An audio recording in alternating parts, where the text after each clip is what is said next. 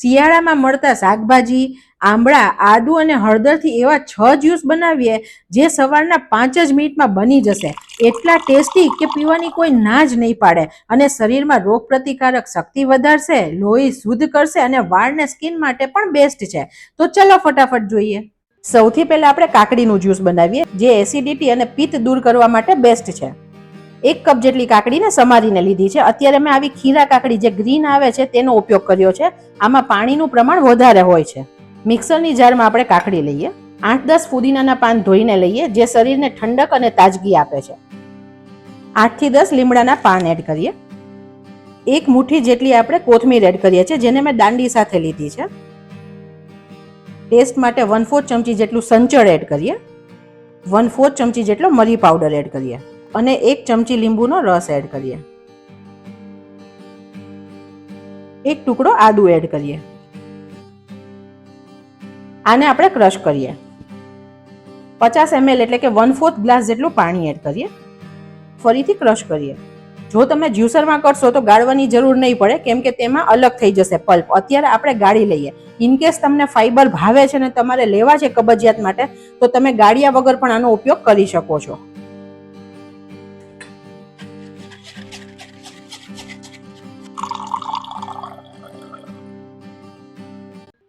હવે આપણે આમળાનો જ્યુસ બનાવીએ. અત્યારે મેં 3 આમળાના કટકા કરીને લીધા છે. આ જ્યુસ શિયાળા માટે બેસ્ટ છે. વિટામિન સી થી ભરપૂર છે અને રોગ પ્રતિકારક શક્તિ બહુ વધારે છે. એટલે શરદી, તાવ જે શિયાળામાં વાયરલ ઇન્ફેક્શન થાય તેમાં ખૂબ પ્રોટેક્ટ કરે છે. અને આમળા અને બીજી વસ્તુ એડ કરશું ને તે હેર અને સ્કિન માટે પણ બેસ્ટ છે. આમળાને મિક્સીની જારમાં લઈએ. 1 ટુકડો આદુ લઈએ. 1 ટુકડો આંબા હળદર એટલે કે સફેદ હળદર લઈએ. 1 ટુકડો આપણે હળદર લઈએ. આ જે તાજી હળદર હોય લીલી તે છે. 1 મુઠ્ઠી જેટલા આપણે લીમડાના પાન લઈએ. આ મીઠો લીમડો છે. 1/4 ચમચી જેટલા મરી પાવડર એડ કરીએ. જો આખા મરી નાખવા હોય તો 4 થી 5 નંગ મરી નાખવાના. 1/4 ચમચી જેટલું સંચળ લઈએ. શેકેલા જીરુંનો પાવડર 1/4 ચમચી લઈએ છીએ. જો ના હોય તો તમે આખું જીરું 1/4 ચમચી એડ કરી શકો છો. આમળાની તુરાસને બેલેન્સ કરવા માટે અડધી ચમચી જેટલો લીંબુનો રસ એડ કરીએ. બધું આપણે પાણી વગર ક્રશ કરીએ. હવે આપણે આમાં 1 ગ્લાસ જેટલું પાણી નાખીને ક્રશ કરીએ. જો પહેલેથી પાણી એડ કરી દેશું ને તો આમળા ક્રશ નહીં થાય, પાણી જોડે ફર્યા કરશે. તો પાણી પછી એડ કરવાનું જ્યારે આમળા ક્રશ થઈ જાય. અત્યારે 1 ગ્લાસ પાણી લીધું છે તેમાંથી અડધો ગ્લાસ પાણી એડ કરીને જ હું અત્યારે ક્રશ કરીશ. બાઉલમાં લઈએ. બીજું અડધો ગ્લાસ પાણી હતું તે પણ એડ કરી દઈએ છીએ.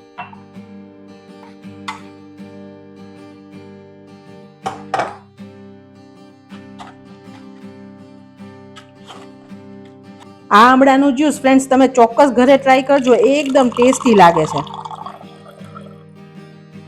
ઉપરથી આપણે થોડું શેકેલું જીરું ભભરાવીએ. હવે ત્રીજો જ્યુસ આવે છે દાડમનો. બાળકો દાડમ નથી ખાતા પણ આજે હોશે હોશે પીશે. અત્યારે 1 કપ દાડમના દાણા લીધા છે. તેને મિક્સરમાં લઈએ. 1 ચમચી દળેલી સાકરનો પાવડર લઈએ છીએ. 1/4 ચમચી જેટલો મરી પાવડર એડ કરીએ.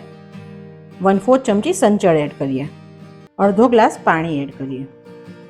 ક્રશ કરીએ. આપણને બધાને ખબર છે કે દાડમ શરીર માટે ખૂબ ગુણકારી છે. તે એન્ટીઓક્સિડન્ટ છે એટલે સ્કિનને સારી કરે છે, હેરને સારા કરે છે, ઘણી બધી રીતે શરીરમાં ઉપયોગી છે. હવે આવે છે દૂધીનો જ્યુસ. આ એક જ જ્યુસમાં આપણે ધ્યાન રાખવાનું છે. બનાવી એટલે તરત જ આપણે પી લેવાનું છે, નહીં તો રાસાયણિક પ્રક્રિયા થાય અને તે ખરાબ થઈ જાય છે. તો આને આપણે રાખશું નહીં. મિક્સરમાં આપણે 1 કપ દૂધી ઉમેરીએ. 1 મુઠ્ઠી જેટલી કોથમીર ઉમેરીએ. દાંડી સાથે લીધી છે. 10-15 લીમડાના પાન એડ કરીએ. 1/4 ચમચી સંચળ એડ કરીએ. 1/4 ચમચી જેટલો મરી પાવડર એડ કરીએ.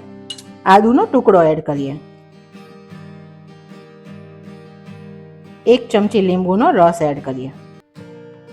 1/4 ચમચી શેકેલા જીરુંનો પાવડર એડ કરીએ. અત્યારે પહેલા પાણી વગર ક્રશ કરીએ. અડધો ગ્લાસ પાણી એડ કરી અને ફરીથી ક્રશ કરીએ. ગાળી લઈએ. બીજું અડધો ગ્લાસ પાણી હતું તે એડ કરી દઈએ.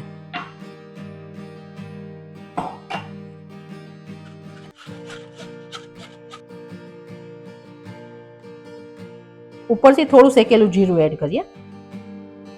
હવે આવે છે પાલકનું જ્યુસ. અત્યારે 10 નંગ પાલકના પાન ધોઈને લીધા છે, તેને મિક્સરની જારમાં લઈએ. 20 પાન ફુદીનાના લીધા છે. કોથમીર લીધી છે દાંડી સાથે. એક આમળાને સમારીને લઈએ.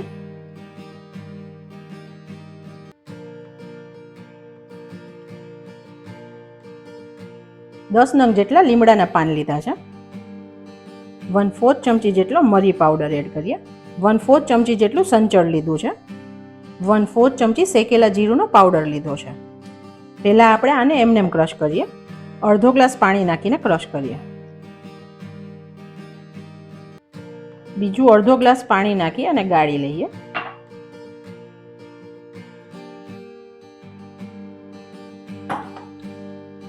અત્યારે મેં આમળાનો ઉપયોગ કર્યો છે. જો તમારી પાસે આમળા ન હોય ને તો તમે લીંબુ નાખીને પણ કરી શકશો.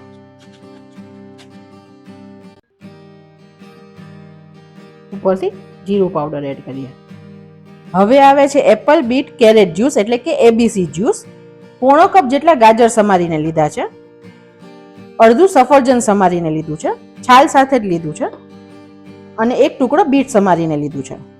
1/4 ચમચી જેટલું સંચળ એડ કરીએ છીએ. 1/4 ચમચી મરી પાવડર એડ કરીએ છીએ. 1 ચમચી લીંબુનો રસ એડ કરીએ છીએ, કેમ કે બીટમાં ગળપણ છે અને સફરજનમાં પણ હોય છે. પહેલા આને એમનેમ ક્રશ કરીએ.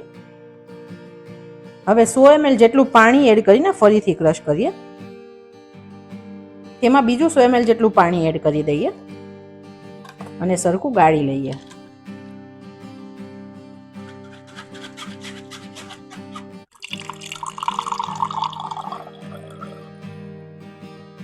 ઉપરથી કોથમીરથી ગાર્નિશ કરીએ.